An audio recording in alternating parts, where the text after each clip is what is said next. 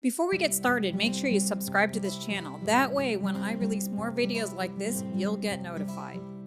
Are you a consultant or coach and know it's important to build your brand, but honestly have no clue on what that even means? Is it about a logo, a tagline? Listen in to today's episode of the Enough Already podcast to discover what exactly is a brand and why it matters. And by the way, welcome to the Enough Already podcast. This is the place for finding the courage to turn your unique strengths, perspective, and experience into a profitable, purpose-driven consulting or coaching business. I'm your host, Betsy Jordyn, and today I'm starting a brand new series called Brand You, and I'm so excited about it. My hope is by the end of this series, you're going to get big boosts of clarity on exactly what makes you unique, how you can stand out in the marketplace, and use your natural strengths to magnetically attract clients. The other thing I hope you get from this series is insight into what it practically looks like to actually monetize what you love to do and have a business that actually supports your purpose and profit priorities. So for me, branding, it's not just some sort of marketing exercise. Really, it's all about identity and reflecting your authentic self to the world, which is literally the single most courageous thing that anyone could do.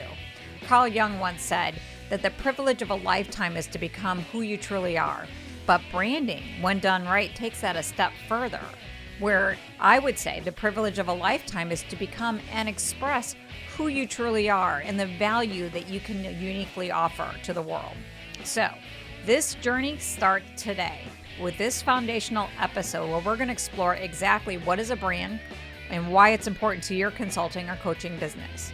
So, let's get started.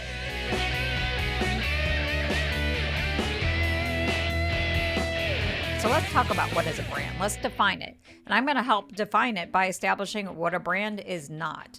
So a brand is not synonymous or the same as a logo, a tagline, or trademark. Now, all of those things might be a part of your brand or expression of your brand, but they're not your brand. So anytime you go on a marketing agency and they say, hey, we're going to build your brand by helping you with a logo or some sort of identity package, that's actually just one small part. That's not the whole thing. The other thing that it's not, that a lot of consultants and coaches, we are super guilty of this, is we think it's about our mission, things that we want to create in the world, our idealism, the things that we want. And those are all a part of it, again, but it's not everything. It's also not our stance or our beliefs around leadership. So like to me, a mission is more like, vision you might have for healthy organizations. Your stance is that leadership is the key to it. So great cultures start with great leadership or something along those lines. So that's your belief system. Now that is a part, an expression again of your brand, but it's not the whole thing. But one thing is for sure, it's not about your unique 5-step methodology, again, expression, but it's not all about it. These are all aspects of maybe your brand. Your brand ultimately, at its core, is about a promise. It is a promise that is made and consistently delivered. So I want you to imagine like a seesaw, where you picture at the fulcrum of the seesaw that everything at the foundational element of your promise is this promise of value and transformation. So that's at the core, the foundation. And then on two sides of the seesaw that have to be equal is what you might do in your marketing, which is you make a promise, and then you, on the other side, deliver your promise. So it's all about this promise and this consistency around what you're actually putting out there and saying, okay, client, this is what I can do for you. This is what I can create for you. It's not about me and talking about, I'm a coach or I'm a consultant and this is what my methodology is. It's about what value I'm creating for somebody else. That's the promise.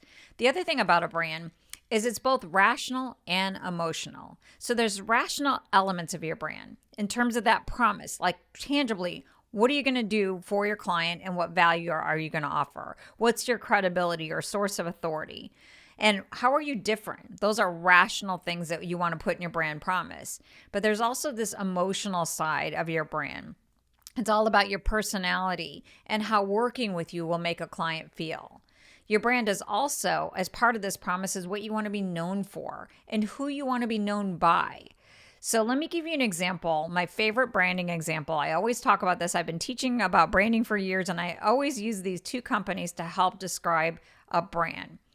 And I like to use Target and Walmart because they are literally in the exact same business. So they're sort of like these big box retailers, but they have very different brands because they're going after very different audiences. Target as a business is really going after probably more upper middle class type of people who are looking for a bargain, but they're still fashion conscious, trend conscious. So Target offers that value proposition to them is you can get that fashion, you can get those trends, but you can get it at a lower price.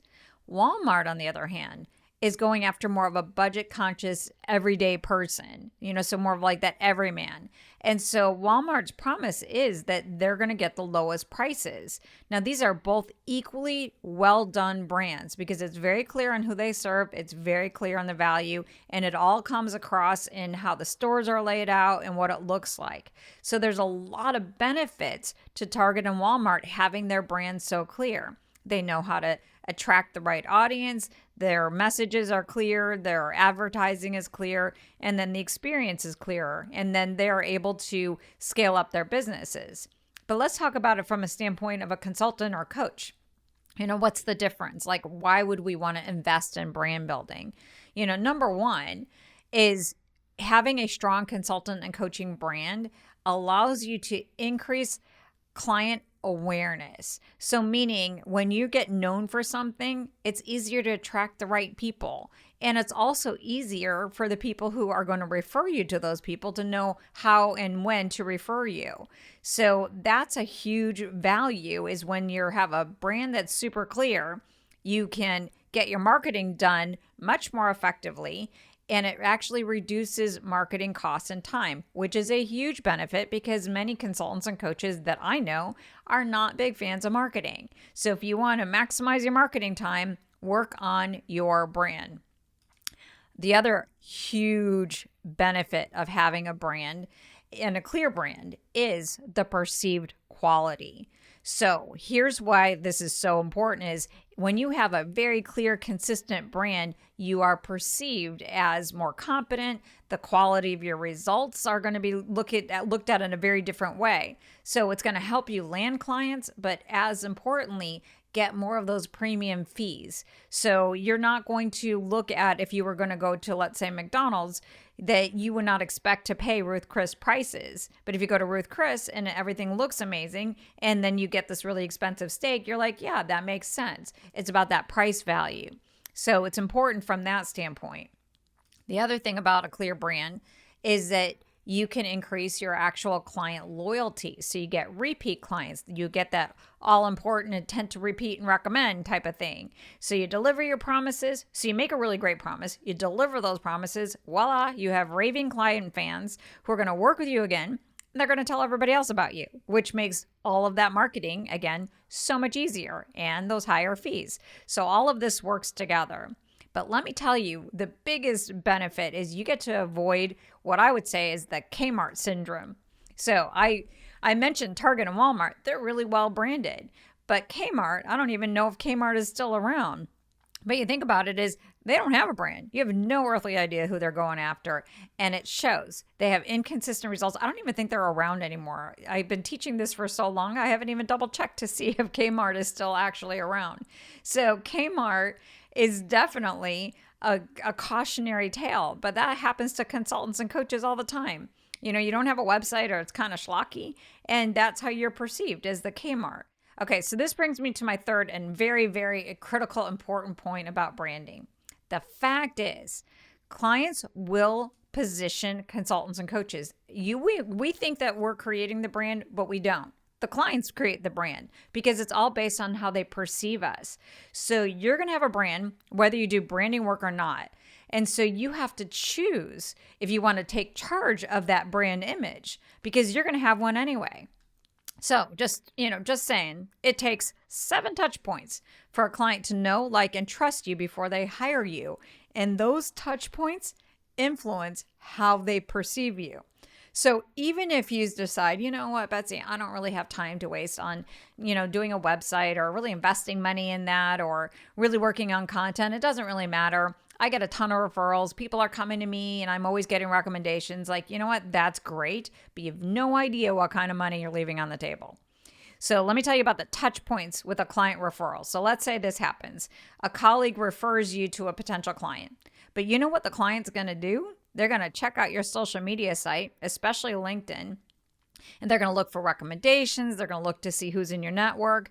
And then they're going to go check out your website. They're going to read your testimonials, your case studies, your content, and if you have it.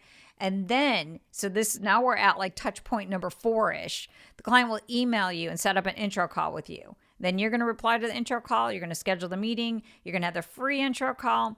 And then you're going to create and present an offer. All of this is influencing how the client is going to see you. So imagine if you didn't have a website or your LinkedIn profile was kind of like, there's not a lot on there. What's going to happen? The client will refer you.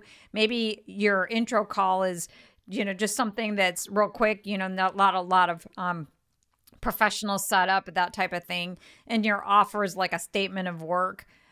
That's going to influence how the client sees you. They've already positioned you in their mind because of how you're showing up for them. Let's think about the touch points with a client that doesn't come from a referral. So let's say a client has a need and looks online for a solution and they find you. Let's say you do actually have a website and you got a ton of content on there. So they find you, they consume your content, and your content just attracts their attention and they love it. Then they find you on social media and oh my gosh, your social media profile looks amazing, and they follow you. They check out your website, they read your testimonials, they sign up for your lead magnet if you have it, you consume that in your regular newsletter. Then when they're ready to act on what you have to offer, they schedule the call, you have that offer that is amazing with the pricing and all of that. So I'm using both of these examples of a client who comes from a referral and making it kind of negative, and the other one where the client who doesn't come from a referral making it positive. But either way, I'm just trying to state the point is that all of these touch points influence how a client will see you. So not having a website or one with an unimpressive design communicates your brand. Having a website, not having a website at all, that definitely communicates your brand, or only getting work as a subcontractor, or using a pricing strategy that puts you in a paid for time type of model, that all communicates something to your future clients and your current clients. So again, it's a fact. Your clients will position you whether you do the branding work or not. And if you have an unclear brand, you're leaving a ton of money on the table, and you're definitely creating some barriers for potential clients to work with you and pay you what you're worth. I love this quote from Casey Brown. She is a pricing expert, and I love this quote. I've used this a million times, and I will probably continue to use it a million times because it's so good. But she says, no one will ever pay you what you're worth. They'll only pay you what they think you're worth, and you control their thinking. And how do you control their thinking? Through taking charge of your brand. So creating a breakthrough brand isn't about mindset. It's not even about creativity. It's a consequence of disciplined strategy. And it's about shaping thinking around who you are, the value that you can create, and what you're worth. And so you want to take charge of that because you want to be able to shape future clients' thinking. So let's recap what we just discussed. Number one, your brand is a promise that you make and consistently deliver. That is what a brand is. It is a promise that is conveyed through your copy, through your logo, through your visual design, through your content, and it's delivered through your actual consulting and coaching experience. And the more aligned this making a promise and delivering the promise is, the better off and the stronger your brand will be. So why do you need a brand? Actually, that's not even the right question. It's why do you need to take charge of your brand? That's the question. And it's because you want to shape thinking of your potential clients on who you are, the value you bring, and your worth, as this influences the types of clients you'll get, how you're seen, and how you're paid. So that's why you need to take charge of your brand, not have a brand. You have one. It's just taking charge of it. So are you ready to take charge of your brand? Here's what I want you to do. I'm assuming you're going to say, yes, Betsy, for sure. So here's what I want you to do. Number one, I want you to audit all the touch points along your entire client's journey with you. So I want you to imagine your client is out there somewhere and they're just becoming aware of you for the first time. How do they become aware of you? What is the methodology that they have? Is it because somebody is raving about you? Is it because you were signing up for an RFP? Something along those lines. Like, how do they find out about you? And then think about the next ones. Like, what does your online image look like? Which social media sites are they checking out? And what do they find when they get there? What's your website look like? For sure. That's a huge one. What does your website look like? What does the copy communicate? What are the calls to action on your website? What happens afterwards? What are you portraying from your image? And what are you actually doing with those clients? What's your intro call setup situation like? Do you have an online calendar? Do you go back and forth? Like, how does that happen? And then take a look at your proposals. Like, what do they look like? Are they proposals or are they statements of work? I'm a big fan of what I call partnership setup. I don't talk about contracts at all, like contracting or that type of thing. I always talk about partnership setup. So I like to set up my relationship with my clients, not just the transaction with a client. So I have proposals towards that end. Everything's about the partnership. So take a look at yours and what are you communicating? And what are you communicating about your value? Also look at your pricing strategy. That's another part of your brand image. What are you pricing and how are you pricing it? So look at all of those touch points, and what are you communicating about your brand? And is it what you want it to be? And don't forget to look at your delivery, how you close up a client engagement. Look at everything in that entire journey and see, is this matching what the promises that you want to be making to your clients? And if your brand isn't communicating that promise that you want to have, make sure if you're trying to fix it, take a holistic approach. So what I mean by that is don't just like get a new logo, or just get some new design here and ignore your copy or ignore the strategy. You need the strategy, the copy, design to all work together. Everything needs to be consistent. Everything needs to be aligned. They all need to match with one another in order to have that cohesive, high quality brand image. So work on it in a more holistic type of way. That will give you better results, because if you just change one thing, it might look a little bit weird. So this is one of the big reasons why, for me, I've been doing this brand building for a long time. So I've been doing brand positioning and mentoring for years and years and years. And over the past couple of years, I have added more creative partners to my process. So I've added graphic designers and web designers, and I've added copywriters because of the need for all of this to be cohesive. And it's really hard where my clients were working with me on the strategy and then they go off somewhere else to get help with their copy and their design. And it's like everything didn't match. So I needed to bring it all together so that I could personally guide that whole process. So I tease out all of those messages and what the strategy is. And then I work with my clients and my team to make sure that the design matches the essence of my client's personality and who they are. Like we work off of templates because we want to make efficiency go on. Because we don't want to reinvent the wheel. Like there's certain templates that we work off of, but every template is customized to the personality of my client and who their clients are. And then I work with amazing copywriters to make sure that the strategy is turned into like compelling words. So we work on the messaging, but we also work on the copy so that the copy resonates. It opens hearts, minds, and wallets, right? So what we do is do that, but I make sure that the copy and design work together. Now you can go over to my website at www.betsy.Jordyn. And remember, Jordyn's with a y.com/portfolio. And you could see some of the sites that we've built. We've just launched several sites recently who aren't even necessarily in that portfolio yet. And it's such a cool process for me. I absolutely adore being able to see my clients and what they want to create in their business and create in the world, like manifest it. It's so powerful. And then the last thing I would suggest you do to take action is really pay attention to where you might have like some sort of sneaky resistance to this whole brand building thing. Underneath it, a lot of times it's just those fears, all the sneaky fears that I talk about on this podcast, the imposter syndrome, the money fears, that fear of being seen and all of that. But there's another thing that is really sneaky that a lot of people don't see. is when I get into a lot of resistance with the brand building, a lot of times it's simply because we're building the wrong business. Like we're building a business that like, yeah, it makes sense. It should be profitable, but we don't really love it. So this is why having like a mentor like me is really important, but this is where getting connection from other people can help. So like one of the things I'm going to be doing over the next couple months, I'm so excited about this, is I am doing a new approach to my branding. I'm going to still work with people one-on-one because, I just love that brand whispering stuff that I do. But I also want to create a brand breakthrough mastermind experience. So what I want to do is bring together a small group of consultants and coaches and take them collectively through the process of clarifying and building their breakthrough brand and their messaging.